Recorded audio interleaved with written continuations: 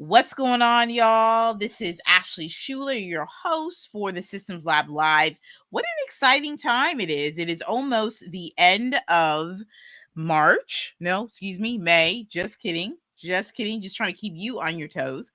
It is almost the end of May. Memorial Day weekend is coming up. People are very excited about that. I saw in Costco yesterday that people had cakes and treats and all of the things for folks to get ready for the holiday. There's going to be barbecues and day parties and folks socializing. So if you like to do that, take some time off, take a couple hours off, enjoy the outdoors. It'll most likely be a nice weekend. I'm thinking if you are in the DMV area, we just came through a very hot weekend. I mean, it literally came out of nowhere. I'm like, where did this heat come from, folks?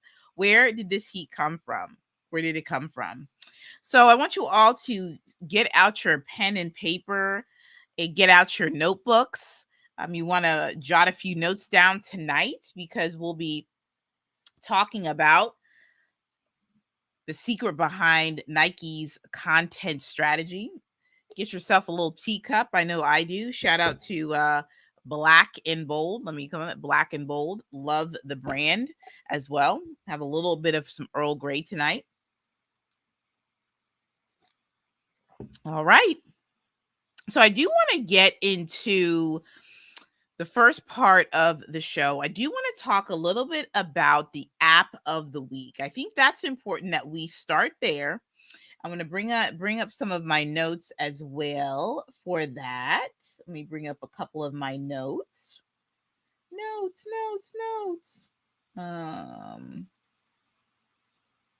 Okay, I'm going to go right here to the notes.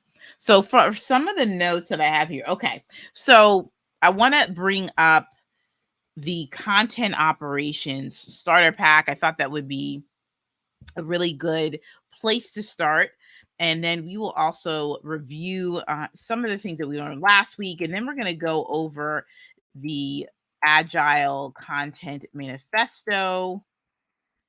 And we're going to go through the all the value statements there. But first and foremost, when we talk about what we should do to organize our content, by definition, the content operation centers on the people, the process, and the technology. All right, the people, the process, and the technology.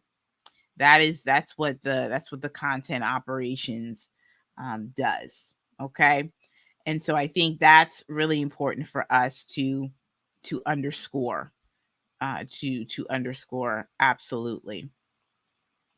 So I'm going to pull this up right here because I want to show you something on the screen. We're gonna go straight to it today, folks. Very excited about that. But it's the people, the process, and the technology. I'm going to go right here. Here we go. I believe you all should see that. Ooh, let's pull this right here. Great. All right. So we see the people, and that's who. That's the who. It's identifying roles and responsibilities. It's who's going to do what, what's their role, why are they doing it, how do they actually fit into the process. This is really critical.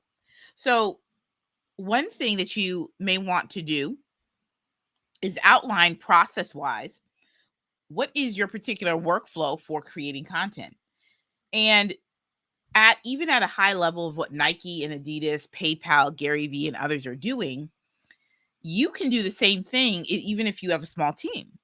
You can really start outlining, all right, what's my process? What's my workflow? Like, how do I actually start elevating in speed and quality when it comes to leveling up my content operations? So I want you to write that down. Process-wise, what are the functions? What are the steps? What are the tasks? Why that's important is because Then you get to an understanding, who do I need?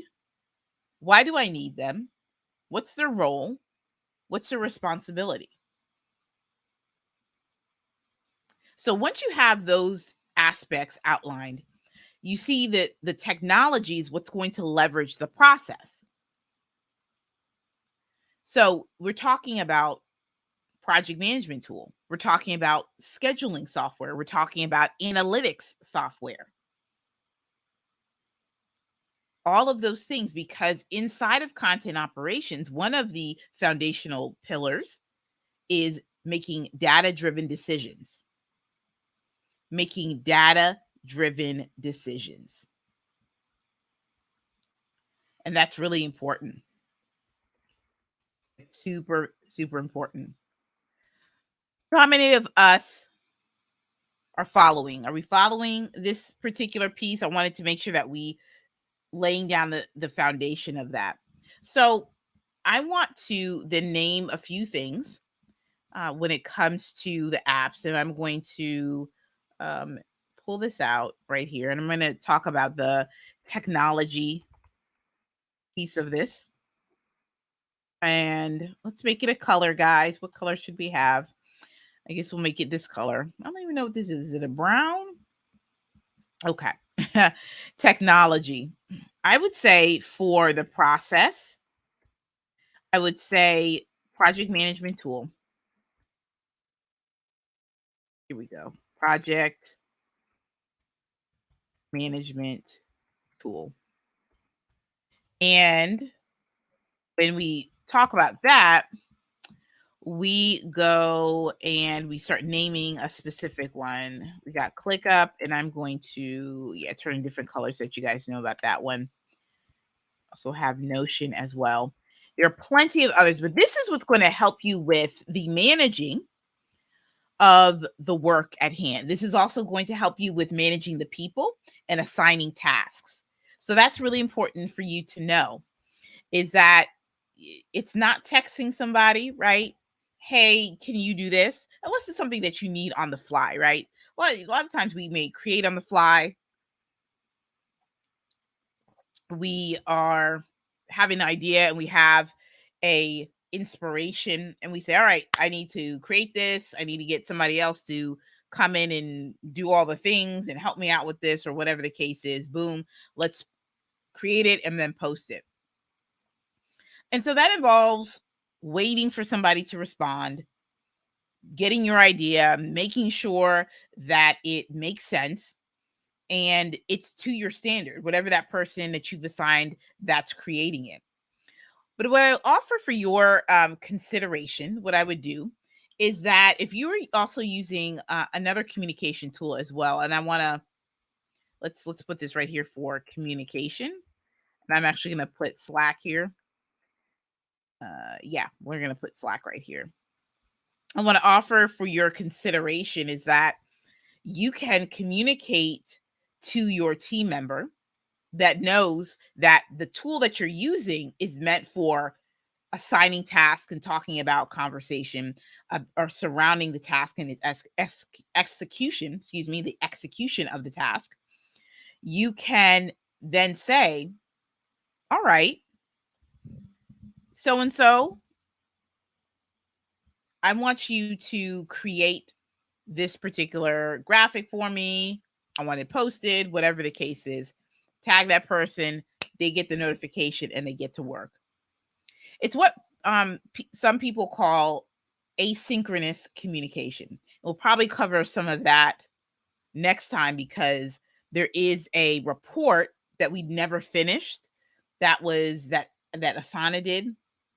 And so that would talked about the way that we work and hybrid and remote and getting work done and work about work. So we'll pick that back up sometime next week or the week after. But here we are talking about communication tools and making that a part of your process. Now, I do want to highlight too that ClickUp and Notion are also great ways to communicate tasks that you want to be assigned and how they can be executed. This is where you're going to create your workflow as well. This is absolutely where you're going to create your workflow so that you know. Here we go. This is where workflows are created with the people in mind to execute the task at hand. I just want to make sure that we have that note, and that we sort of know what's happening here. So I just wanted to make sure that we highlighted that point, that this happens in the process piece of it. What's going on, Gary? Good to see you, Gary Jones. Good to see you. Talking about content ops, talking about the importance of the project management tools and the communication there. All right. So we have that piece of it. Okay. So I said project management tools for the process. Technology, I want to make sure that we kind of got this covered. The technology piece, we're looking at data and analytics. So we're looking at Buffer and Hootsuite and what is it? IG Insight, not IG Insights. Oh, well, it is. I think it's Instagram Insights. I think it is. And whatever other type of tool that's needed and used, right, for data and analytics. Shield Analytics for LinkedIn. So for Shield Analytics, it's a LinkedIn Analytics. That's something I absolutely have to sign up for. But the way Nike and others make decisions about the content and how to improve upon it, and how they know what works, is because they have the data and the analytics piece inside of their process. So it's similar to very much what I'm doing or others are doing when we hear many of the experts in the field that say, you should look into your content analytics, see how your posts are performing. It's the same concept, but it's amplified because that absolutely helps to change the trajectory of how the content is being created in real time. So the aspect of agile content marketing, what Nike's doing, is that they're not producing content in a very step 1, step 2, step 3, step 4 kind of way. They're doing it in an iterative fashion. They're doing it where something's being created, they are posting, they're getting the real-time feedback, and then they're making the adjustments. And then they're going to be able to see at the end of the sprint. And if you're here last week, a sprint is just it's where you outline it's like the time frame for all of the deliverables of what you're going to work on. So all the content items. So you may have a group of content pieces that might be like a blog post or several blog posts or a series of videos or a series of posts, what have you. It may be like 10 to 12 or 14. This is what I'm studying. This is what I'm learning currently. And so at the end of the 7, 10, or 14-day sprint, they're not going to wait till the end to get the analytics. They already have it, and then they're implementing that in real time. So that's the cool part about Agile. That's the cool part about it. Questions so far? I'm going to go to that last part. I do want to make another point about the workflow piece. I do want to make another point on the workflow piece, which is what tools that you should use for that. Workflow tools. So the workflow tools that you should use, Whimsical, which is what we're in right now, and Lucid Chart. That's the other backup.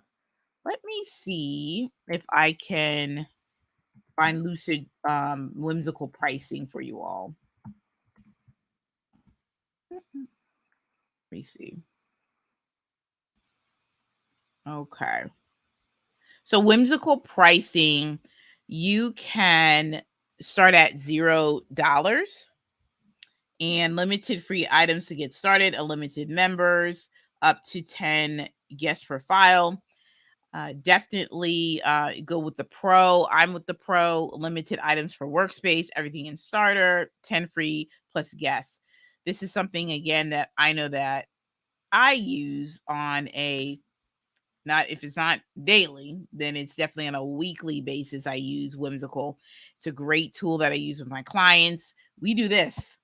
I love this. We flow chart, we create things, we break down processes, and this is such a great visual representation of how your workflow is. And again, it's dependent on whatever process. That could be a product launch, that could be a book launch, that can be a service launch, that could be your content. In fact, I do have I believe I do have my content. I'm gonna go right here to say Instagram, social media. See if I can bring mines up. I'll have to go back in and find it, but we flowchart out all the things, and then Lucid Chart, and also too Lucid Chart and Whimsical. You can create SOPs in here as well. LucidChart.com. Let's see. Yeah, Lucid Chart is great. Same concept. Same concept. It is to collaborate, it's to improve processes, it's to create custom org charts. You can plan projects, you can do all these things. You can define and map out your processes. It's great. It is fantastic. Nice tool to connect with clients to make sure you're on the same page. That's exactly right. Once you visualize this tool and you're showing your screen just like this, there becomes a light bulb moment where the client says, "Oh my gosh, is this really what I want?" Or let's make an adjustment here. I love that. I love that. All right. So we've covered a few things here. Let's just recap before we kind of get into the Agile Manifesto and kind of get into, what companies like Nike are doing when it comes to creating their content. So we have talked about, okay, the technology piece, right? The data. We talked about the data and the analytics. This is what you're using to make data-driven decisions. The process, we're talking about communication using Slack or the project management tool itself. But this is where you organize, again, organizing your content. It's in a centralized location in place and space. Notion, the same thing right here. Slack, this is where you're communicating.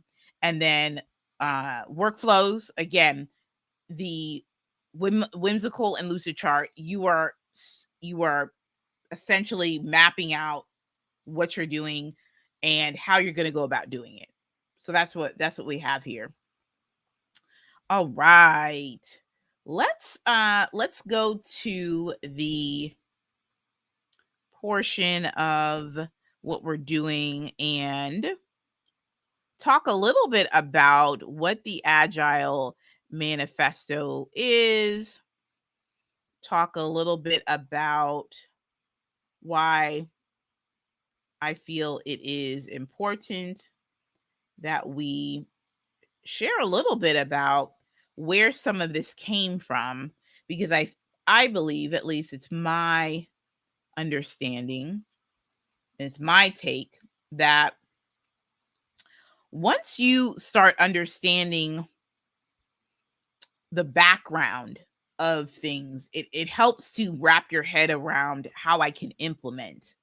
So we're going to go through all 5 for the rest of the show, and I'm going to walk you through, what this is.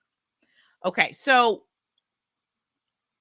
companies like Nike, They are focused on the speed and the quality.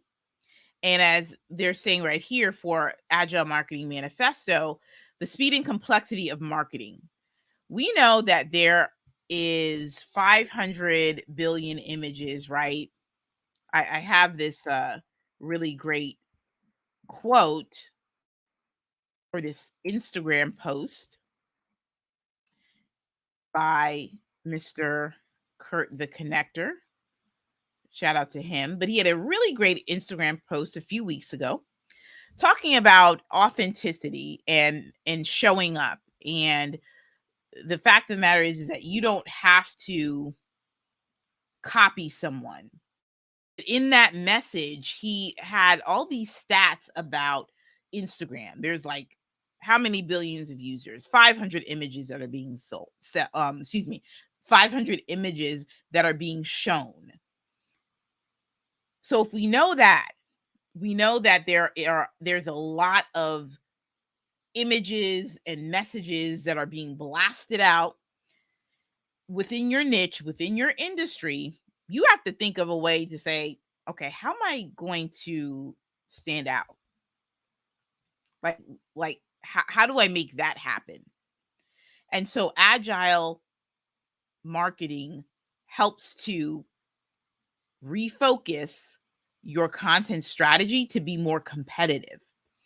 And they have 5 principles, and I want to get into these 5 principles. Number 1 is that the focus is on the customer value and business outcomes over activities and outputs.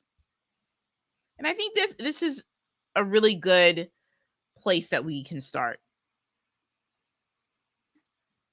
When we prioritize customer and business needs, we create more targeted and relative marketing programs. In other words, creating the right things versus more things.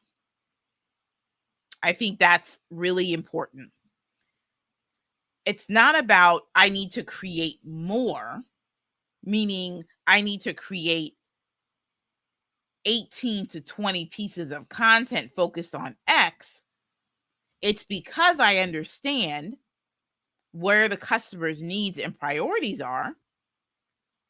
I can then create more targeted and niched messaging that's going to speak to my audience. Powerful, right? Very powerful. It's easy to fall into the trap of doing marketing activities just to do them. With our value, number 1, we really hone in on what will provide the most value to our customers and how that can impact their business downstream. So good, right? It's easy to fall victim, right? It's easy to fall victim to the trap of doing marketing activities just to do them. Just to do them. Like you're just going about doing this marketing just because. But it's all about the value. And I would say to Nike's brand and their content, they know how to, their marketing campaigns, they know how to evoke emotion. They know exactly how to evoke emotion. And I'm going to pull up a post so that you kind of can see that.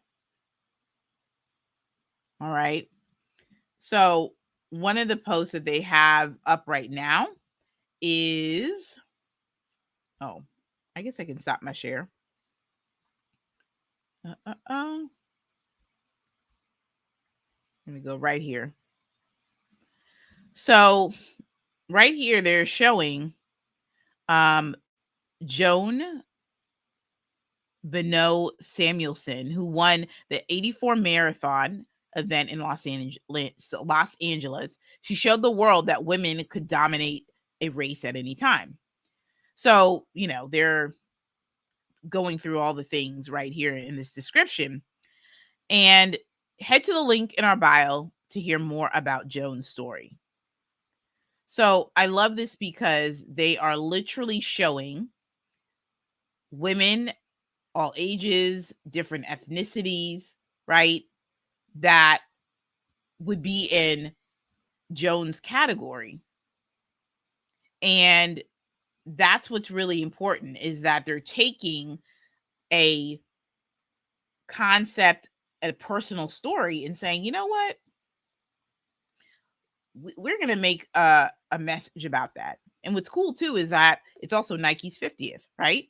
So, therein lies history, relevance, breaking barriers. And Nike's saying Nike's also making the point too that we're celebrating this because that's what we do too. I love this. Gary said, yes, we have to prioritize. Ooh, did it come up? Yes, we have to prioritize the needs of our clients while obtaining desired outcomes of the organization. That's exactly it. That's exactly it. So let me go back to the manifesto, because I want to go to the second one. And the second one is on delivering value. Delivering value early and often over waiting for perfection. How about this, folks? This is good, right? This is really, really good. Delivering value, and let me scroll up so you can see that. Delivering value early and often over waiting for perfection, which means that we're not focused on, I got to make sure that font is just right, but you're focused on the value and the business need. And then you're focusing on making sure that, because we understand that, we're just going ahead and getting what we need, knowing what's required, and then executing. When we wait for perfect, we remove the chances to learn from our customers so we can deliver more value later on. That's the data piece within Agile.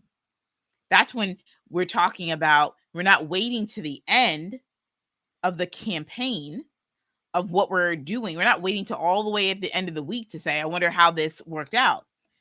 We are measuring as we're going.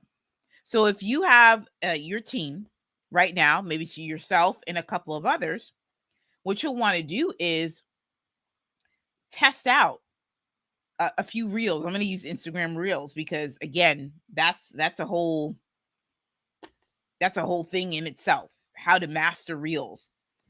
So you can try out different things, different clips, audio reel. Let's see, like a selfie, and then maybe like a background. There's so many different ways. Text-based reels. There's so many different ways that you can do this. So instead of worrying about, oh, it has to be perfect, or I should have the right template, go ahead and put it out. Then within 24 hours, see how it performs. Then see for another 48, see how it performs again. Post something else, see how it performs. So good. So good. Learning through experiments. This is good. When we experiment, we learn and collect data. The data and learned results enables us to make better and effective marketing decisions. I was just saying that. I was just alluding to that and connecting those two pieces. So don't get pressed about how something should look. Put out the content, see what rocks, see what doesn't, because you're going to use the data to make data-driven decisions about the content that you are making. If we ignore the data and only rely on someone's opinion or outdated convention, then we underserve our audiences and spend valuable time producing the wrong things. Ain't that a word? Huh? That's real. Listening to other people's opinion about your content. Man, I wonder if Nike did that. Where would they be? If somebody said, I don't like it. I don't like how you did that. Instagram or that Twitter post. I don't like that. I think it was like, let's just take it down. My goodness. We probably would not see their particular brand grow as much as it has, right? And you also have to make the connection as well that, in particular, the agile marketing, that there's a direct connection to selling products and services. And for Nike, it's shoes, it's apparel, it's all of those things. And so there's probably KPIs and metrics and goals and certain things that have to be hit, maybe per week and probably per month. Definitely probably per month. So what else does it say here? It says, it is a process of validating our learning through an implement, measure, learn feedback loop rather than following conventions or deciding what's best based on the opinion of the highest person paid in the room, the hippo. I think that's totally on point. It is a process of validating our learning through an implement, measure, learn feedback loop. So you are implementing, you're measuring, you're seeing what's working, what's not. You're doing process improvement on the fly. You're getting the feedback loop for the individuals that are on the team. Boom. And then that's it. That is it. Any questions? Any questions? We're going to go to cross-functional collaboration. And this is where I'm telling you, this is where it gets so good. So good, y'all. Cross-functional collaboration over silos and hierarchy. So this is what I want to emphasize right here. This is what I want to emphasize. Collaboration focused on the needs of the customer produces better marketing than siloed departmental turf wars and strict adherence to hierarchical decision making. Perfect. When you are implementing agile marketing, collaboration is a must. You cannot be the type of person that says, I just like to work alone. I don't like to be bothered with people. You can't survive doing agile marketing because it is all about collaboration. It is all about having particular roles that are outlined, people being very niched in their gifting and their skills, and you collaborating with that person to make sure that the customer needs are met, instead of just waiting for the powers that be to say, go create this content. You do this, you do this, you do that, and then we'll get back to you at the end of the week. Not at all. Not at all. That's not it. That's not it. That is not it. Any questions that anyone has about this? This is some fascinating stuff, but when I started to study this, I found this to be fascinating because the way in which we are working is rapidly changing. And I dare to say that prior to 2020, a lot of companies had already onboarded Agile within their company. But now more than ever, because we're living a remote hybrid life, the way in which we work, how fast and efficient that we're working, is a question that's on the minds of leaders. Well, how do I get this done in the manner of time? How do I shave off time to do X?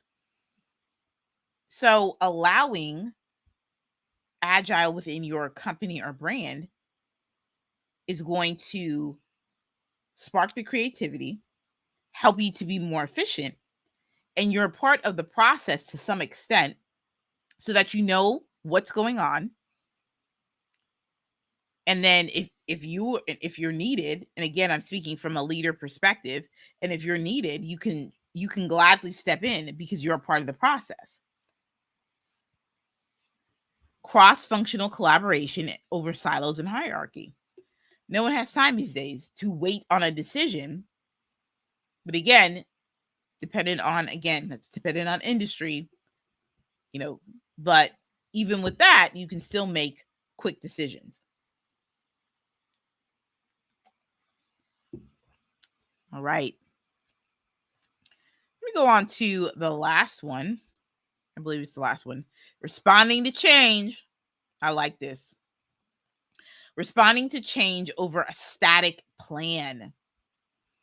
Okay. So this when we're talking about a static change, we're talking about a very systematic, a very step-by-step type of change.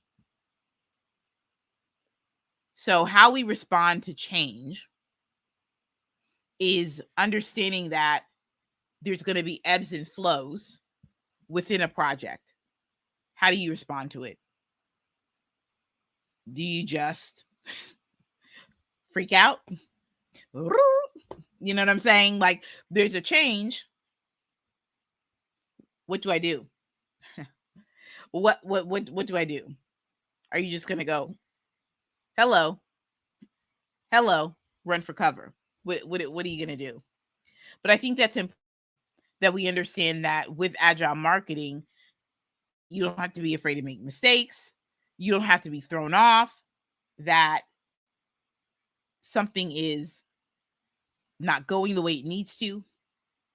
You need to stay agile, stay flexible, but also have the plan to get out of whatever the circumstance is.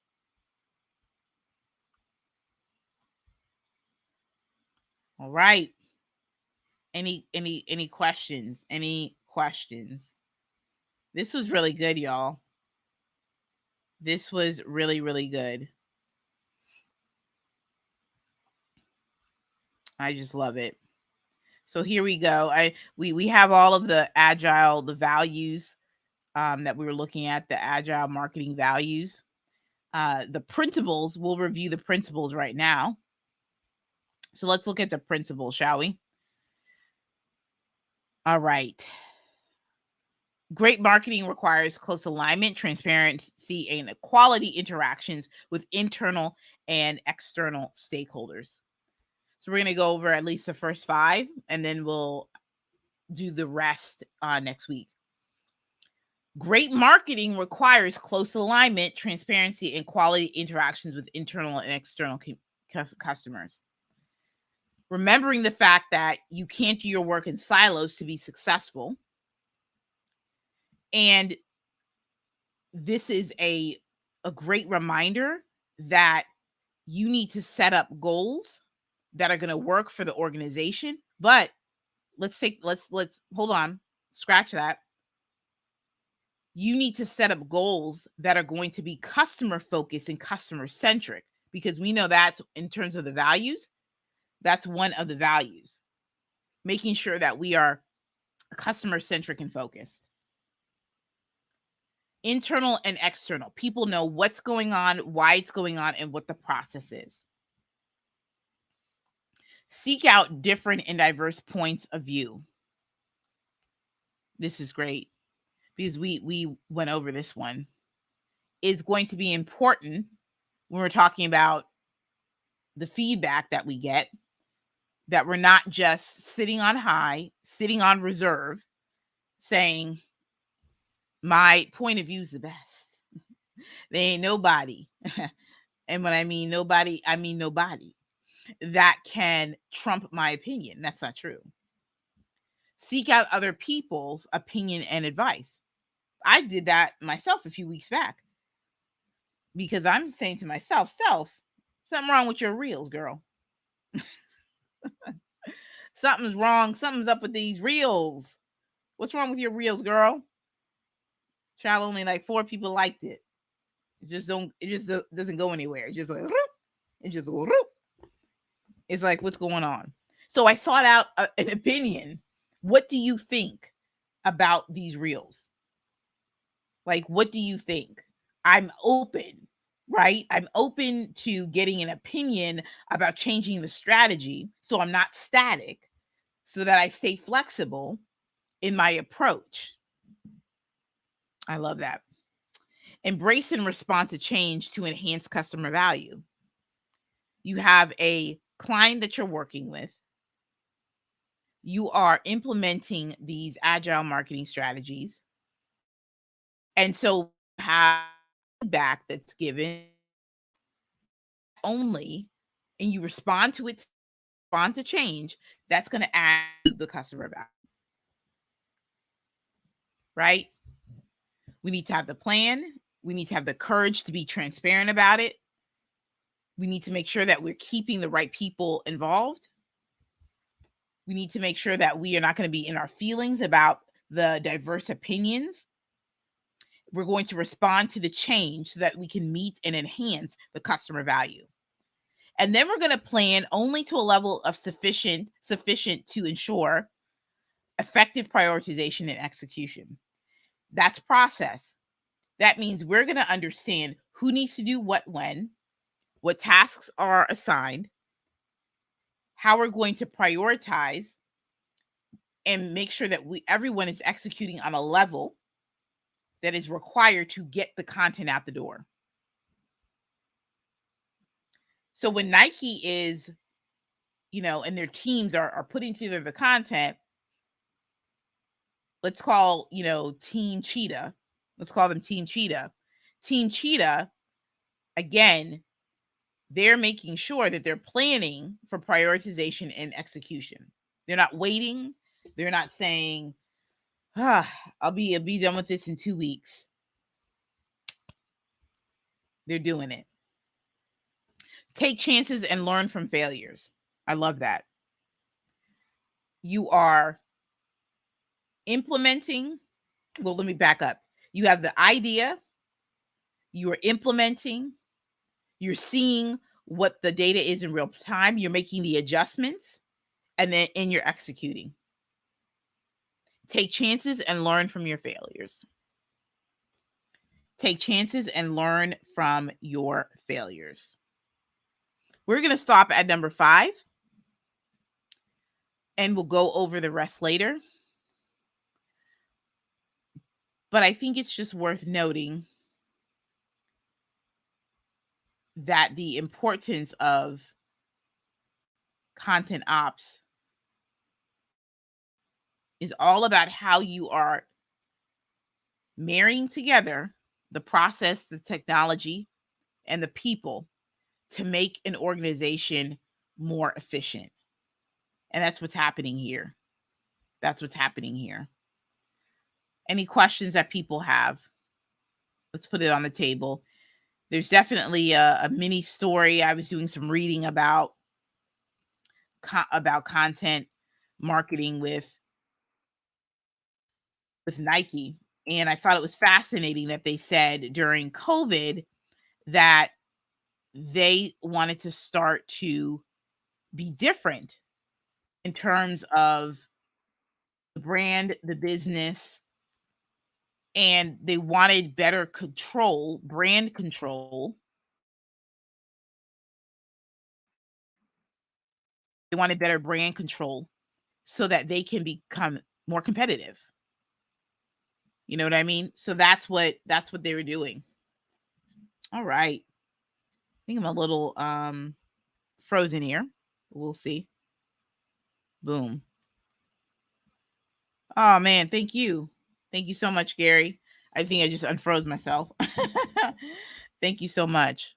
But yes, I'm just pulling up this article because I thought this was fascinating because they had partnered up with teaming up with other digitally savvy retailers to strengthen their relationships with third-party partners like Foot Locker, Dick's Sporting Good, Kohl's, and Nordstrom. All of them have brick and mortar operations as well as online. And so they wanted to focus on these chains so that they can promote the product in the stores and online the way that Nike wanted to be promoted. So let me say that again, is that Nike said to themselves, we're going to do something a little bit different where our strategy is not going to be as connected to Amazon. So we're going to sit there and cut that out, right? We're going to cut off Amazon, so to speak. because we want to focus our marketing dollars and we want to focus our energy into third-party retailers like Foot Locker, Kohl's, Nordstrom's, Dick's Sporting Goods that have the brick and mortar and the online space. So they say when you go to a Foot Locker store, you see Nike all over the place and their employees are trained to push Nike. They know what's hot and what isn't. Being able to control the narrative of their brand. It's fascinating, right? Meanwhile, the shopper may be focused to buy shoes from a mini Nike boutique set up within the department store or buy them online on Nordstrom.com. They want to get closer to their customers wherever their customer wants to shop. So I love that. I think this is good. They say they're going to use more data, more localized inventory curation, and things of that nature to cater towards what's selling and what's hotter and more local. So I love this piece because what they're doing is they're saying, instead of just going big with Amazon, we're going to get very targeted and go with the retail brick and mortar chains so that we can be in the faces of customers at all times, whether it is in person or whether it's digital. They're able to make that connection. I think it's great. I think it's just really cool the way that they're able to do that. They're ready to do that. So one of the things I'm reading in this article that says there is a risk that Nike may be overestimating how much consumers will shop online or face the possibilities that shoppers will pull back on spending significantly at the moment. However, Nike seems to have the wind in their sails with a strong online business and brand image, whose swoosh logos is one of the most recognized in the world. There's always some incremental risk, but by and large, those retailers we talk to are there are always some incremental risk, but by and large, those retailers we talk to are our eyes wide open and about the digital. That was a little bit of a tongue twister, but you know what I mean. They're basically saying that it's a risk to go all in with these smaller retail stores, but listen, we have boots on the ground to help and show us what the customer is doing, their customer experience. So whether it's in person, brick and mortar, or it's online, they are the eyes and ears. They have the pulse, they have the data, and therefore they can make the decisions. They're making business decisions on that. And then, true to form, they're also making content decisions as well. So that's all we have tonight. This was a lot of fun. We're going to be getting into implementation next week, and we're going to be looking at how you can set up an agile ClickUp board next week. That'll be a lot of fun. So thank you guys for tuning in. Thank you, Gary, for your participation. We don't have any we don't have any challenge of the week this week. Yeah, no challenge of the week this week, folks. We are going to just continue to learn and grow, and we'll have plenty of time for the challenge of the week. If you'd like to just learn more again about what I do, just in terms of my services and my offerings, I provide project management consulting and support efforts. Definitely go and check that out. You definitely want to check that out. I offer VIP days with ClickUp as well, just to streamline your business operations, right? You may be saying to yourself, Ashley, I don't know if I'm quite ready for Agile just yet, because I need to streamline my business, and I need to streamline how I'm using ClickUp, making sure that I'm comfortable with it before I start adopting that, which is cool, which is just fine. So I would love to speak with you about what that looks like as well. And then, true to form, if you just want to say thank you, because some people do, you can certainly do, if you want to buy me a coffee or buy me a tea.